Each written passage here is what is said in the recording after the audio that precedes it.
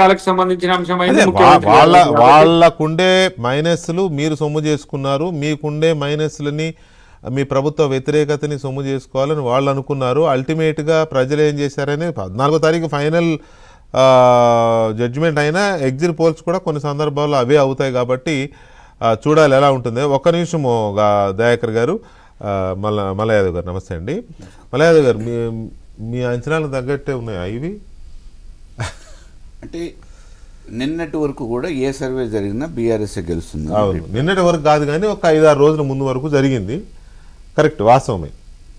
కానీ ఈరోజు ఎన్నికలు అయిన తర్వాత ఎగ్జిట్ పోల్స్ పేరు మీద ఈరోజు మామూలుగా వ్యత్యాసం చూపిస్తాం. అవును, మనకు తెలంగాణ ఎన్నికలు అయిపోయిన తర్వాత జరిగిన ఆంధ్ర ఎన్నికలలో రేపు కౌంటింగ్ అనేంత వరకు కూడా ప్రభుత్వం ఎవరు ఏర్పాటు చేస్తారంటే వైఎస్ఆర్సీపీయా మహాకూటమి అని అంటే ఒక 5-10 సీట్లతో వీళ్ళు కానీ వాళ్ళు కానీ అని చెప్పారు. అప్పటికి కూడా ఎగ్జిట్ పోల్స్ వచ్చినాయి. ఎవరు కూడా 11 సీట్లకు పరిమితం అవుతుందని చెప్పలేదు.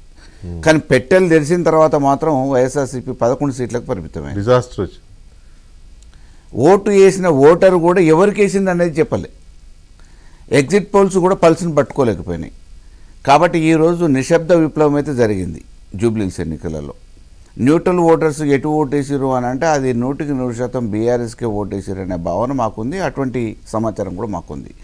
కానీ ఈరోజు జరిగినది ఏంటంటే బీఆర్ఎస్ గెలుస్తుందని ఆ రోజు నుంచి ఈ రోజు వరకు జరిగిన అనేక సర్వేలలో వెల్లడించిన దాని ప్రకారం వాళ్ళు అలర్ట్ అయ్యి ఏ పరిస్థితుల్లోనైనా ఈ సీటుని దక్కించుకోవాలనే ఒక ఆలోచనతో అధికారాన్ని ఉపయోగించి అన్ని అక్రమాలకే పాల్పడ్డారు. ఈరోజు పొద్దుపూట నుంచి సాయంత్రం వరకు ఈసీ మందలిచ్చిన కేసులు పెట్టిన అన్ని స్థాయిలలో ఉన్న నాయకులు అక్కడనే మకాం వేసి డబ్బుల సంచులతో తిరిగారు. మల్లు రవి పూర్తిగా తిరిగిండు, వీడియోస్ వచ్చేసినాయి. అదే రకంగా బీర్లా ఐలయ్య గారు, రామచంద్ర నాయక్ గారు, శంకర్ నాయక్ గారు కూడా పట్టుకున్నారు. ఎక్కడో వీళ్ళు పోయిన తర్వాత 1-2 సందర్భాలలో ఎక్కడైనా మామూలుగా పోయి ఉండొచ్చు. కానీ అధికార పార్టీ వాళ్ళు మొత్తం మామూలుగా ఆడ మోహరించి పోలీసు యంత్రాంగాన్ని ఉపయోగించుకొని వాళ్ళు డబ్బుల ప్రయోగంతో ఏమన్నా మారింది అనే రకంగా ఈరోజు సర్వేలు ఏమన్నా చూపిస్తే ఎగ్జిట్ పోల్స్ చూపిస్తుండొచ్చు. కానీ 14వ తారీఖున కౌంటింగ్ రోజు డెఫినెట్గా తెలుస్తుంది. ఇప్పటికి కూడా మాకు సంపూర్ణమైన విశ్వాసం ఉంది.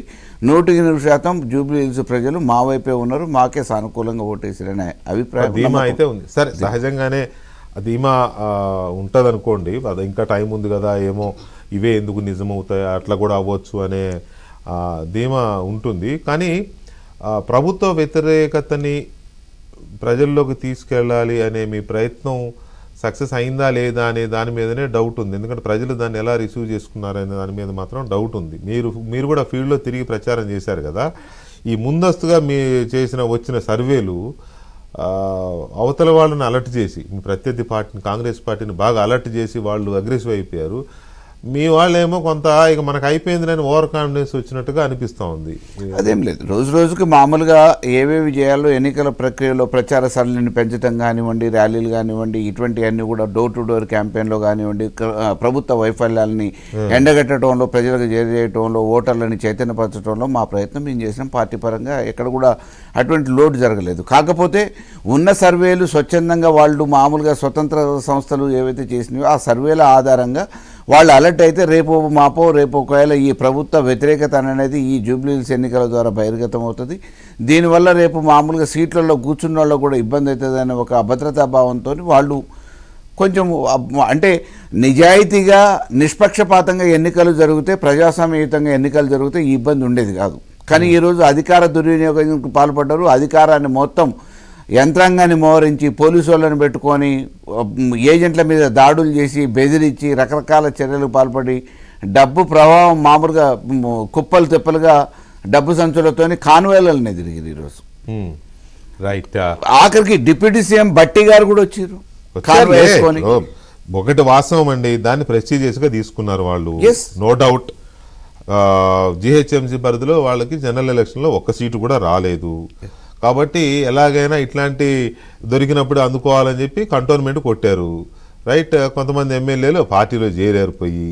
రైట్, మీ ఎమ్మెల్యేలు 10 మందో 11 మందో, సరే అది ఏదో గొడవ అవుతుంది అనుకోండి. ఇప్పుడు ఇది రెండో అవకాశం, ఇది ఇంకొకటి అకౌంట్లో పడుతుంది కదా.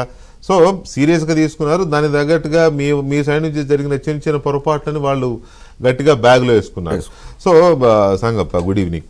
సంగప్ప, మీరు సరే ఇప్పుడు బీజేపీ అధికార ప్రతినిధిగానే కాకుండా జర్నలిస్ట్గా కూడా చాలా కాలం పనిచేశారు కాబట్టి మీకు వచ్చే ఓట్లు 1% అటు ఇటుగా చాలా మీగర్, వెరీ చూపిస్తున్నాయి, డౌట్ లేదన్న. ఎలా